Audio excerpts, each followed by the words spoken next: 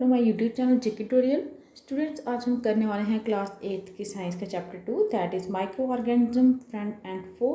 इसके हम micro organism के बारे में रीड करेंगे और साथ में microorganism as a friend. उससे पहले जो मेरे चैनल पे न्यू है, मेरी वीडियो को फर्स्ट टाइम देख रहे हो, प्लीज़ इसे सब्सक्राइब करना ना भूलें। So let us start. Microorganism friend and foe. तो आपने बहुत सारे काइंड्स के प्लांट्स और एनिमल्स देखे हैं, मतलब ये भी लिविंग ऑर्गेनिज्म की कैटेगरी में आते हैं ना। प्लांट्स एनिमल जो हम लिविंग ऑर्गेनिज्म है, इनको आपने देखा है। लेकिन कुछ ऐसे लिविंग ऑर्गेनिज्म भी होते हैं हमारे अराउंड जिन्हें हम देख नहीं सकते। कुछ ऐसे मीन्स हैं वो लिविंग ऑर्गेनिज्म है, लेकिन हम उन्हें आँखों से, ऐसे खुली आँखों से देख नहीं सकते। उन लिविंग ऑर्गेनिज्म को हम कहते हैं माइक्रो ऑर्गेनिज्म और माइक्रोब्स। जैसे एग्जाम्पल लीजिए, आपने कभी ऑब्जर्व किया कि जब रेनी सीजन होता है तो जो आपको मॉइस्ट ब्रेड्स होता है वो स्पॉइल हो जाता है, ख़राब हो जाता है, और उसके सरफेस के ऊपर ग्रेइश सी वाइट से पैचेस आ जाते हैं। ऑब्जर्व कीजिए इन पैचेस को मैग्नीफाइंग ग्लास के अंडर, माइक्रोस्कोप के अंडर देखिए, जहाँ तो मैग्नीफाइंग ग्लास से देखिए तो आपको टाइनी ब्लैक राउंडर स्ट्रक्चर दिखाई देंगे। क्या आप नहीं जानते हो कि ये स्ट्रक्चर जो हैं where do they come from? ये स्ट्रक्चर ब्रेड के ऊपर आए कहाँ से? क्या आप ये चीज़ जानते हो? तो ये हमें डिस्कस करने के लिए ये कहाँ से आए हैं और ये क्या हैं, इसके लिए हम स्टडी करेंगे। हमारा जो टॉपिक है दैट इज़ माइक्रो ऑर्गेनिज्म। इस समझने के लिए आपको देखिए यहाँ पे एक एक्टिविटी दी गई है। एक्टिविटी 2.1, कलेक्ट कीजिए कुछ मॉइस्ट सॉइल कहाँ से, फील्ड से, बीकर में, और ऐड कर दीजिए उसमें वाटर। जैसे ही सॉइल पार्टिकल्स जो हैं उसमें सेटल हो जाएंगे तो ऑब्जर्व कीजिए ड्रॉप वाटर की बीकर से अंडर माइक्रोस्कोप, तो आपको क्या दिखाई देगा। नेक्स्ट एक्टिविटी है, कुछ फ्यू ड्रॉप्स ले लीजिए वाटर के, कहाँ से, पॉन्ड से, उसे ग्लास स्लाइड पे फैला दीजिए और माइक्रोस्कोप के अंदर देखिए। तो आपको क्या क्या ऑब्जर्व करोगे वहाँ पे। तो क्या आपने कोई टाइनी ऑर्गेनिज्म मूव उसके अराउंड मतलब देखे, फाइंड किए? आपको छोटे छोटे ऑर्गेनिज्म होंगे कि आपको दिखे वो अंडर द माइक्रोस्कोप।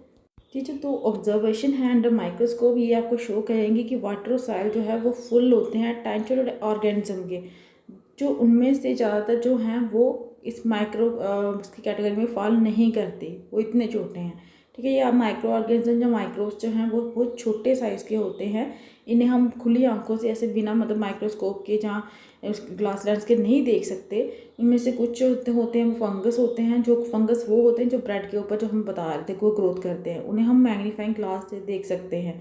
कुछ ऐसे होते हैं जिन्हें हम माइक्रोस्कोप की हेल्प से देख सकते हैं, मतलब विदाउट द हेल्प माइक्रोस्कोप की हेल्प से भी नहीं देख सकते। क्यों? दे आर माइक्रो ऑर्गेनिज्म और माइक्रोब्स, इतने छोटे होते हैं वो, उन्हें हम बोलते हैं माइक्रो ऑर्गेनिज्म और माइक्रोब्स। मतलब जो ग्लास लेंस से हम देखे जा सके, जैसे उन्हें हम बोलते हैं फंगस, जैसे कि ब्रेड पे दिखाए गए थे। कुछ ऐसे भी होते हैं कि बिना किसी हेल्प के, हम माइक्रोस्कोप की हेल्प के नहीं देख सकते। समझ चाहिए माइक्रोस्कोप, माइक्रो, तो उन्हें बोलते हैं माइक्रो ऑर्गेनिज्म और माइक्रोब्स। माइक्रो ऑर्गेनिज्म जो होते हैं वो 4 मेजर ग्रुप्स में क्लासीफाई किए गए हैं।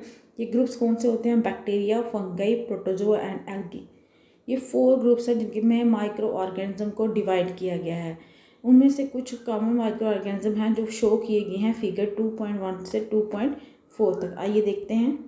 देखिए यहाँ पे आपको ये दिखाए गए हैं माइक्रो ऑर्गेनिज्म। ये आपके बैक्टीरिया है 2.1 फिगर में।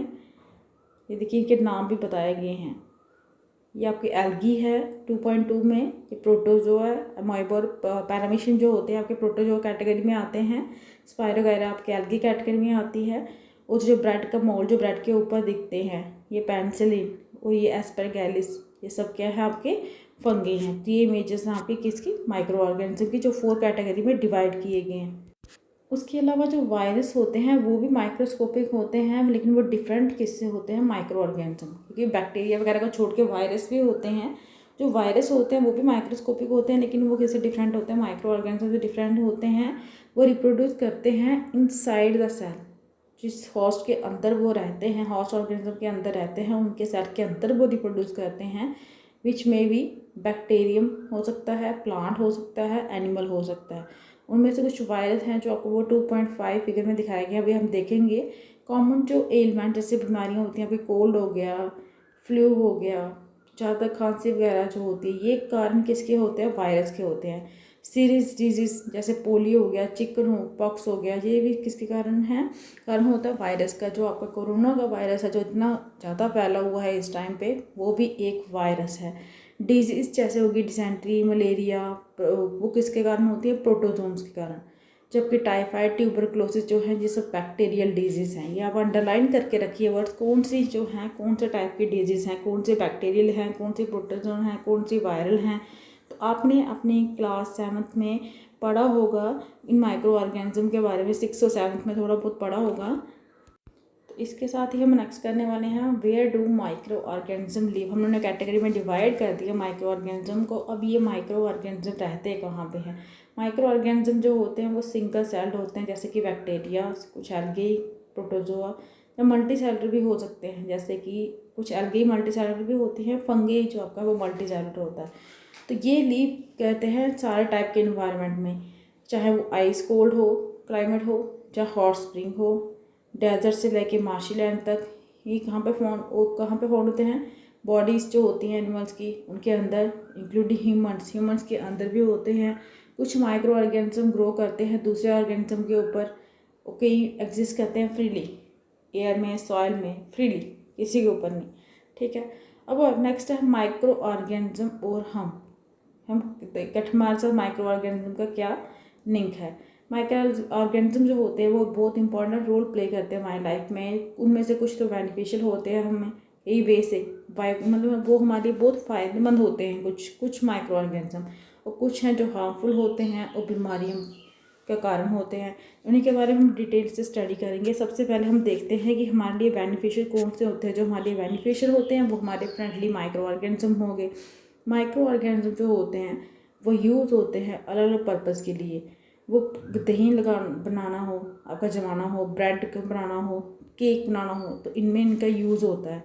ये यूज़ होते हैं क्लीनिंग करने के लिए इन्वायरमेंट। जैसे एग्जांपल लीजिए, जो आपके ऑर्गेनिक वेस्टेस होते हैं, वेजिटेबल पील्स हो गए, एनिमल्स के फेसेस एक्सेट्रा, ये ब्रोकन डाउन होते हैं इनटू हार्मलेस। इनको ब्रेक किया जाता है, हार्मलेस बनाया जाता है, और usable substance by bacteria. Manual बनाते हो ना इन सभी चीज़ों का, तो ये बनाता कौन है, इनको हार्मलेस बनाता कौन है, यूजेबल कौन बनाता है, वो भी बैक्टीरिया बनाता है। याद रखिए कि बैक्टीरिया जो होता है वो यूज़ होता है किसकी प्रिपरेशन में, मेडिसिन की प्रिपरेशन में भी बैक्टीरिया का यूज़ होता है।